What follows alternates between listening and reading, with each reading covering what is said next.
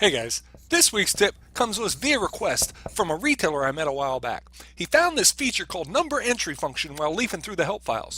Basically what it allows us to do is customize data entry at the POS.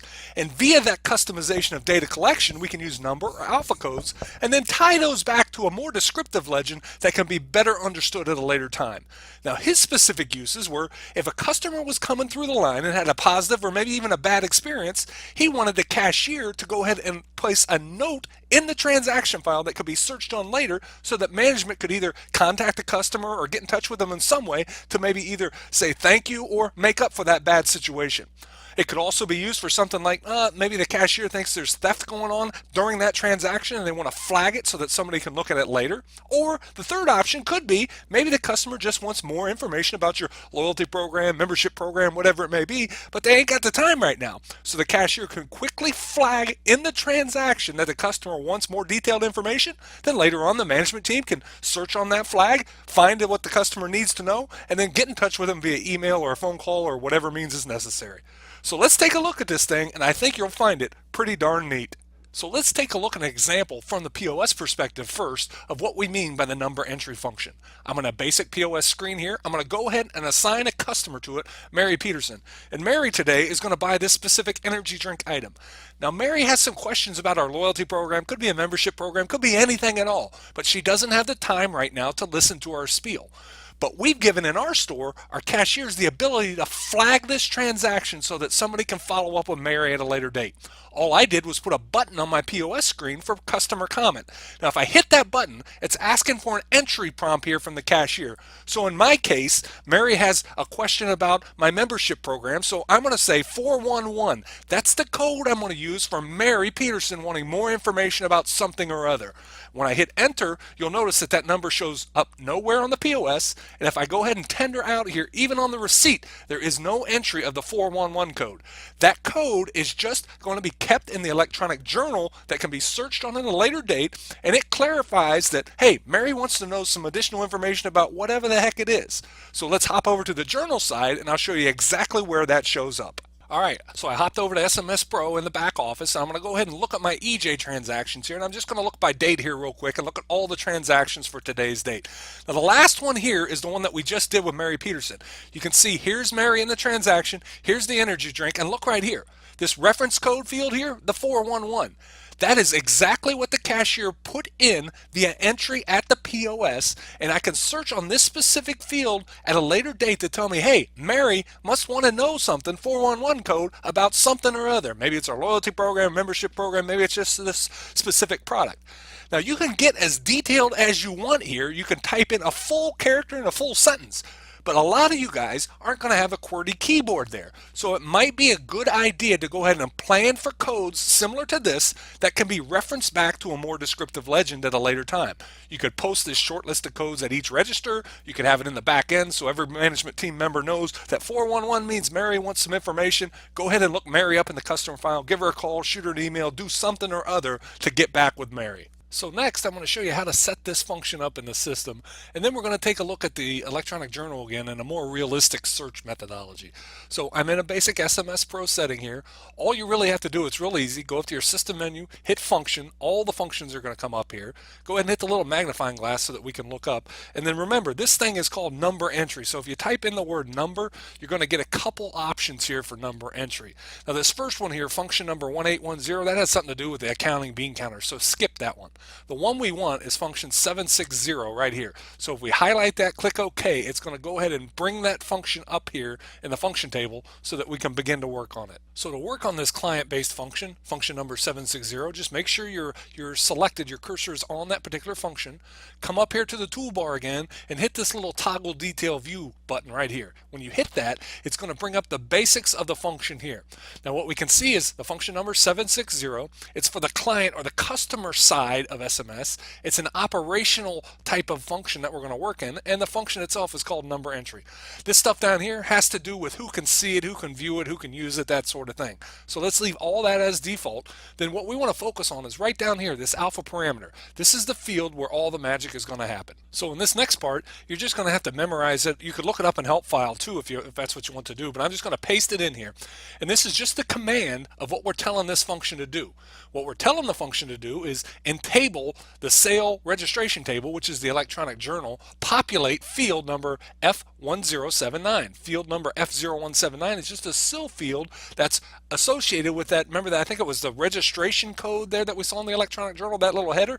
That's all it's saying. So when this function is activated, populate this table, this field with whatever the heck it is the cashier enters. That's easy. There's nothing to it other than that. Go ahead and apply that change and you're ready to go from this perspective.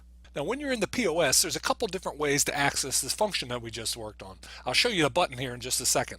The first option is if your POS section has the header right up here at the top, the main navigation header, under the operation menu, you will now have an entry that says number entry. So that if you were to go ahead and hit that toggle down menu, come down here to number entry, you're going to see it's going to give us that same entry request that you saw in the original demonstration at the beginning of this video.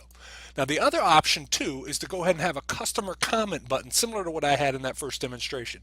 Now most of the guys get upset when I show you this type of stuff, so if you're the type of retailer that knows how to set up a POS button, then go ahead, by all means do it. I'm going to paste over here, just over to the left hand side here, the URL that you're going to need to associate with this button, because really all this button is doing is calling a URL that calls a script that calls the function 760 that we just created. That's all it is. If you have any questions on this, go ahead and contact your certified reseller and he or she can set you up with this in just a few minutes. So the good news is we're done with setup of this thing. There's nothing to it other than those couple steps. What I'm going to do is go back into the EJ and show you a more realistic view of probably how you would go ahead and look up these types of transactions over a period of time. First, you're going to go ahead and select the journal option from the top header here. Then under the eJournal submenu here, go ahead and select dates. Then under the dates, go ahead and select the compound journal query tool. Now there may be an easier way to go about this search, but this is the way I know how, and you guys are kind of stuck with my knowledge of the system, so this is what I'm going to show you here. This top half, pretty simple. Pick the period of time that you want to search. Come right down here to where the magic happens in our compound journal query. Instead of searching for a totalizer in this case, we're going to hit the drop down button. We're going to come down here to key regular. I'm going to go ahead and select that for the search for. I'm going to come right here to the first criteria. I'm going to drop down. I want to search for our key that's a function, and I want that function to equal what, I wonder? Well, it's at 760. It's that one that we just set up a little bit ago. Now that we've got that set up, we're going to go ahead and add one more criteria to make sure that we get exactly what we want. Setting up that second criteria is real easy. All we have to do is come right here to where it says disable, hit that drop down and say and now we want to set up the second criteria over here. So we hit this drop down again and we say we want the entry of this function 760, we want that to equal, right there, we want it to equal what we did in the demo, 411. That's what we did originally, so let's go ahead and take a look at that. I've got my query set up here. If I hit launch, the results are going to show up over here. You can see I've got two entries here. This is the first one we did in the original demo where they ordered the energy drink and we typed in that reference field, the 411. Here's also another one that we did today. I just did it so we had multiple entries. So here's the code that they ordered, the item that they ordered, and you can see the cashier typed in 411. We need to get a hold of Mr. Smith here and get in touch with him about whatever the heck it is he had a question on. So that's one way to do it. Let's hop back to the query tool and I'll show you a couple other options as well. Alright, so we're back at the query tool in the EJ and we're just going to take a different look at this thing. Let's say we set our program up a lot like the retailer that asked me the question originally. He had three basic codes that he wanted to use. One was the customer had a bad experience. Two might be strange behavior going on in a transaction or maybe theft going on, something like that. The cashier wanted to flag it. And the third one was the customer needs more information. What I originally demoed is 411. So let's say those three codes are 1, 2, and 3. Makes it pretty simple. So to set up the query, pick your time frame, set the key to function number 760. We want the entry now to be less than or equal to, which is right here, this little doohickey, less than or equal to 3. Now if I launch this, what's going to happen and the result that comes back is going to be all the transactions where the code in that registration field is 3, 2, 1, or 0 if we had that. Just to confirm with you here, we'll go ahead and hit all here. You'll see here's the reference number 3 for this transaction. If I come to this transaction, here's the reference number 1, and I think this is my number 2. Yep, sure is. You can see it right there. Number 2 was the reference number that we used there. These other transactions are all going to be 3 or less, so it allows you to search over a period of time for a range of codes by using the less than or equal to sign. All right, so we're back at the compound journal query tool here, and I want to show you one other option here. So everything else is the same, everything that we just did. I'm going to go ahead and set the criteria back for the entry to be equal to, and now I'm going to type in an alpha, and I think the alpha I used earlier was upset. This customer is upset. I've got an alphanumeric keyboard attached to my POS. My cashier went ahead and typed that in because he or she knows that's the code that I want them to type in. When I launch this query, again, it's alphanumeric. You can see we get the one transaction, and you can see right here, we have the ability to use alphanumeric characters in this reference field as well, and they can all be searched through the electronic journal. All right, we're back at the query tool again. One last thing, I promise. You got all this set up, you got the query exactly the way you want it. No point in having to retrace these steps again. Just come right up here to the compound preset entry window here, put your cursor in there, and you could call this whatever the heck it is that you want. This is my customer search. If I could type here, customer search comment field, something like that. Hit enter. That's going to save this search under this comment, so next time when you come in, you can just simply hit the select button. You'll be able to select it from the list, hit OK, and it's going to bring it right back to the same query that we had set up just a second ago. So just another way to quickly go back in, make the search you want, find it, use it over and over and over again. With both criteria met, that's it for this week's tip. Hopefully we've given you a few different ideas for ways that you can use the number entry function within your own POS. Until next time, have a great day.